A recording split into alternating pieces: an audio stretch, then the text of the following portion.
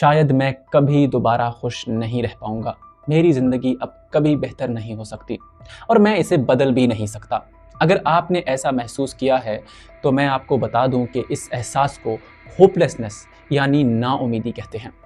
एक बात पर गौर कीजिए, अगर आपको पूरा यकीन हो जाए कि आपका मुस्तकबिल कभी बेहतर नहीं हो सकता, तो क्या आप कल सुबह उठकर मेहनत करेंगे?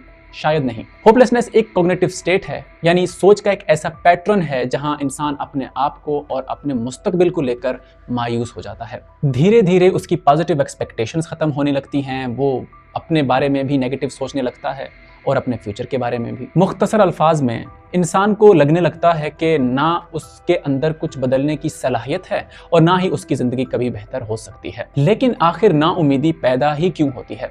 इसकी कई वजूहात हो सकती हैं, लेकिन 3 सबसे अहम हैं। पहली वजह, मुस्तकबिल के बारे में नेगेटिव एक्सपेक्टेशंस। जब इंसान के साथ बार बार बुरे वाक़यात होते हैं तो आहिस्ता आहिस्ता उसके सोचने का तरीका बदल जाता है। वो अपने माजी के तजर्बात की बुनियाद पर अपने मुस्तकबिल का अंदाज़ा लगाता है। यानी अगर माजी में बार बार नाकामी मिली हो तो इंसान सोचने लगता है कि शायद मुस्तकबिल भी इसी तरह होगा। सादा अल्फाज में, आपका नेगेटिव पास्ट आपके फ्यूचर के बारे में प्रेजेंट थॉट्स को कंट्रोल करना शुरू कर देता है। और दूसरी वजह, अपने गोल्स अचीव ना कर पाना। इंसान को उम्मीद अक्सर उसके गोल्स को चेज करने से मिलती है। जब हम किसी मीनिंगफुल और अचीवेबल गोल की तरफ बढ़ते हैं तो हमें लगता है कि हमारी ज़िंदगी बेहतर हो रही है। लेकिन मसला तब पैदा होता है जब इंसान ऐसा गोल सेट कर लेता है जो अनरियलिस्टिक या अनअटेनेबल होता है और फिर अपनी खुशी को भी उस गोल की अचीवमेंट के साथ जोड़ देता है। अब क्योंकि वो गोल असल में हासिल ही नहीं हो सकता, इसलिए वो बार बार कोशिश करता है और बार बार फेल होता है। ये रिपीटेड फेलियर्स आखिरकार होपलेसनेस को जन्म देते हैं। और तीसरी वजह है लर्न्ड हेल्पलेसनेस। इसमें इंसान को लगने लगता है कि वो अपनी ज़िंदगी के हालात को बदल ही नहीं सकता।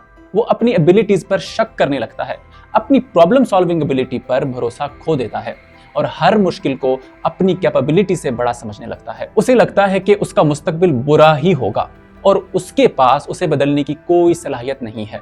यानी मैं कुछ भी कर लूं, मेरी ज़िंदगी नहीं बदल सकती। इसी सोच को लर्न्ड हेल्पलेसनेस कहते हैं और ये होपलेसनेस की सबसे बड़ी वजह है। नाउमीदी इंसान की शख्सियत, रवैये और रिश्तों तक को मुतासिर कर देती है। आपकी मोटिवेशन कम होने लगती है। आपको लगता है कि कोशिश करने का कोई फ़ायदा ही नहीं। आप अपने आप को हेल्पलेस महसूस करते हैं और नेगेटिव थिंकिंग इतनी बढ़ जाती है कि हर सिचुएशन का सिर्फ बुरा पहलू ही नजर आता है। इसके बाद इंसान अक्सर लोगों से मिलना जुलना कम कर देता है, तन्हाई पसंद करने लगता है क्योंकि उसका किसी से बात करने या इंटरेक्ट करने का दिल ही नहीं करता। और अगर ये होपलेसनेस वक्त के साथ बरकरार रहे और इसका इलाज ना किया जाए तो ये डिप्रेशन और सुसाइडल थॉट्स की तरफ भी ले जा सकती है। इसीलिए होपलेसनेस को कभी भी सिर्फ नेगेटिव सोच समझकर नजरअंदाज नहीं करना चाहिए। और यहाँ इंटरेस्टिंग बात यह है कि होपलेसनेस का सोल्यूशन कोई एक मैजिक ट्रिक नहीं है। जिस तरह ये मुख्तलिफ वजूहात से पैदा होती है, उसी तरह इससे निकलने के लिए हमें उन वजूहात को एक एक करके एड्रेस करना होता है। सबसे पहला मसला था फ्यूचर के बारे में नेगेटिव एक्सपेक्टेशंस। जब इंसान को लगने लगे कि उसका फ्यूचर कभी भी अच्छा नहीं होगा तो उसे सबसे पहले अपने दिमाग को ये यकीन दिलाना होता है कि एक बेहतर फ्यूचर मुमकिन है। इसके लिए एक टेक्निक है जिसे हम बेस्ट पॉसिबल सेल्फ टेक्निक कहते हैं। हर रोज सिर्फ 15 से 20 मिनट निकालकर अपने फ्यूचर को इमेजिन करें। ऐसा फ्यूचर जहां आप अपने इंपॉर्टेंट गोल्स अचीव कर चुके हैं।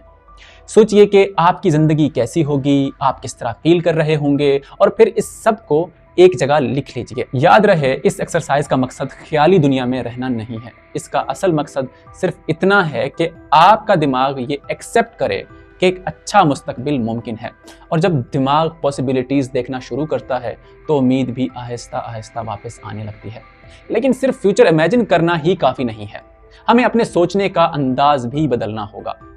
अक्सर जब हमारे साथ कोई बुरा वाकया होता है तो हम उस एक वाकये को अपनी पूरी ज़िंदगी पर अप्लाई कर देते हैं। मिसाल के तौर पर, आप एक इंटरव्यू में फेल हो गए। अब दिमाग फ़ौरन कहता है कि मैं कभी भी सक्सेसफुल नहीं हो सकता या मैं कंप्लीट फेलियर हूँ। लेकिन सोचिए, क्या एक इंटरव्यू वाकई पूरी ज़िंदगी का फैसला कर सकता है? नहीं। इस तरह की सोच को ओवर जनरलाइजेशन कहते हैं, यानी एक वाकये की बुनियाद पर पूरी जिंदगी का नतीजा निकाल लेना। इससे बचने के लिए एक बहुत इफेक्टिव टेक्निक है मेमोरी स्पेसिफिसिटी ट्रेनिंग। जब भी दिमाग आपसे कहे मैं कभी भी कुछ भी अचीव नहीं कर सकता, तो फौरन उस ख्याल को चैलेंज करें। खुद से पूछें, क्या वाकई मैंने कभी कुछ अचीव किया ही नहीं? दिमाग को मजबूर करें कि वो स्पेसिफिक एग्जांपल्स याद करें, जैसे मैंने ग्रेजुएशन किया है, मैंने किसी कंपटीशन में हिस्सा लिया था, मैंने अपनी किसी बुरी आदत को छोड़ा था, मैंने किसी एक खास स्किल को एक टाइम पे लर्न किया था। आप देखेंगे कि दिमाग के पास इस नेगेटिव बिलीफ के खिलाफ बहुत सारे सबूत मौजूद हैं। तब आपको एहसास होगा कि आप उतने भी नाकाम या बेबस नहीं हैं जितना कि आपने खुद को समझ लिया था। बस आपका दिमाग सिर्फ फेलियर्स पर फोकस कर रहा था। जब आप अपने अचीवमेंट्स को याद करेंगे तो इससे क्या होगा कि आप अच्छा फील करेंगे, और अच्छा फील करने से मेरा मतलब है कि आप आहिस्ता आहिस्ता नाउमीदी से छुटकारा हासिल कर लेंगे। अब बात करते हैं गोल्स की। गोल्स हमें उम्मीद देते हैं, लेकिन कभी कभी वही गोल्स नाउम्मीदी की वजह भी बन जाते हैं। इसकी दो वजह हैं, या तो गोल अचीवेबल होता है लेकिन उस तक पहुंचने की स्ट्रेटेजी गलत होती है, या फिर गोल ही ऐसा है कि जिसे अचीव करना मुमकिन ही नहीं है। अगर गोल अचीवेबल है और प्रॉब्लम सिर्फ स्ट्रेटेजी में है, तो बजाय गोल बदलने के स्ट्रेटेजी बदलिए। मिसाल के तौर पर आप किसी एग्जाम की तैयारी कर रहे हैं, आप रोज पढ़ते भी हैं, मेहनत भी करते हैं, लेकिन हर बार एग्जाम में फेल हो जाते हैं। ऐसे में अक्सर लोग ये सोचना शुरू कर देते हैं कि शायद मैं इतना इंटेलिजेंट नहीं हूँ, या मेरे से ये एग्जाम कभी पास नहीं होगा। लेकिन जरूरी नहीं है कि मसला आपकी एबिलिटी में हो सकता है मसला सिर्फ आपकी स्ट्रेटेजी में है।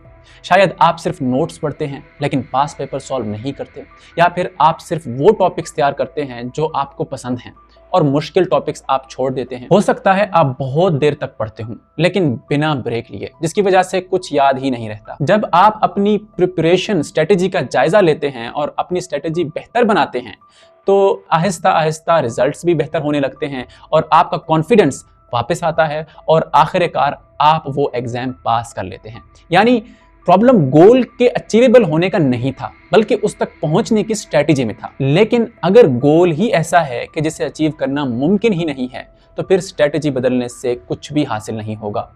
ऐसे में एक और तरीका है जिसे हम गोल डिसएंगेजमेंट कहते हैं।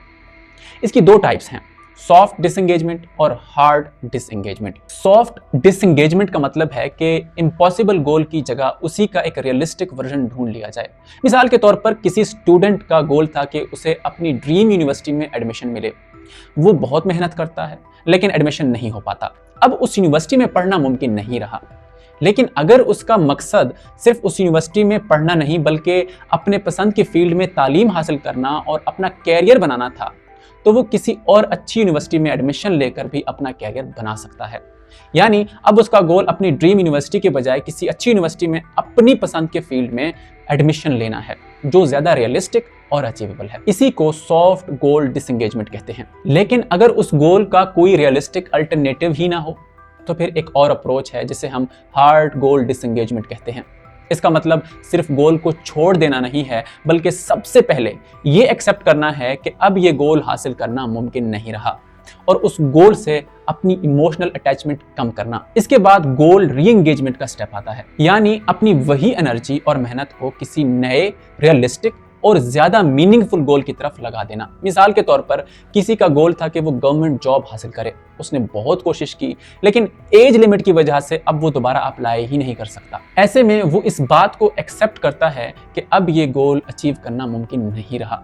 फिर उससे अपनी अटैचमेंट कम करता है और अपनी एनर्जी किसी नए गोल की तरफ लगाता है, जैसे अपना बिजनेस शुरू करना या प्राइवेट सेक्टर में अपना कैरियर बनाना। यानी एक गोल से डिसएंगेज होना और किसी नए गोल के साथ दोबारा जुड़ जाना। इसी प्रोसेस को हार्ड गोल डिसएंगेजमेंट और गोल री एंगेजमेंट कहते हैं। आखिर में लर्न्ड हेल्पलेसनेस, यानी आपका दिमाग ये एक्सेप्ट कर चुका है कि मैं चाहे जितनी कोशिश कर लूं कुछ नहीं बदलने वाला। लेकिन इस बिलीफ को बदलने का भी एक तरीका है, और वो सिर्फ मोटिवेशनल वीडियोस देखना या खुद को बार बार कहना कि मैं कर सकता हूँ, ये नहीं है, बल्कि आपने अपने दिमाग को प्रैक्टिकल एविडेंस देना है। और इसके लिए एक स्टेप बाय स्टेप अप्रोच है। इस अप्रोच में आप सबसे पहले छोटे और मैनेजेबल टास्क चूज करते हैं, ऐसे टास्क जिन्हें आप वाकई अचीव कर सकते हो। जब आप उन्हें कंप्लीट करते हैं तो आपका दिमाग एक नया सबक सीखता है, मेरी कोशिश से रिजल्ट्स बदल सकते हैं। फिर आप थोड़े से मुश्किल टास्क की तरफ बढ़ते हैं, उन्हें भी अचीव करते हैं। हर कामयाबी आपके दिमाग के उस पुराने बिलीफ को कमजोर करती है कि मैं कुछ नहीं कर सकता, और उसकी जगह एक नया बिलीफ पैदा होता है कि मैं प्रॉब्लम सॉल्व कर सकता हूँ।